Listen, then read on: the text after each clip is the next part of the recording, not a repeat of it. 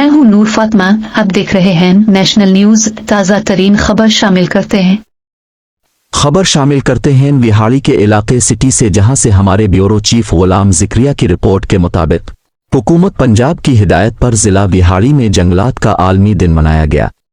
Member कौमी assembly मोहतरमा Tahmina Daultana, deputy commissioner Vehari Syed Asif Hussain Shah ने पौधे लगाकर प्लांट फॉर पाकिस्तान मुहिम का इफ्तिताह किया। इस मौके पर additional deputy commissioner, assistant commissioner, CO बल्दिया, सियासी रहनुमा, वकला और मीडिया नुमाइंदगान भी मौजूद थे।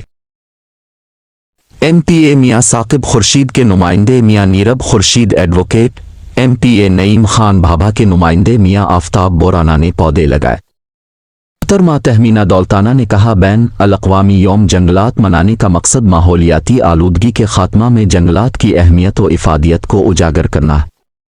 जंगलात की अहमियत के पेश नज़र मौजूदा हुकूमत जंगलात लगाने के लिए भरपूर इक़दामात उठा रही है। डिप्टी कमिश्नर सैयद आसिफ हुसैन शाह ने कहा है कि जंगलात के बगैर किसी भी इंसानी मुआशरे की बका मुमकिन नहीं है।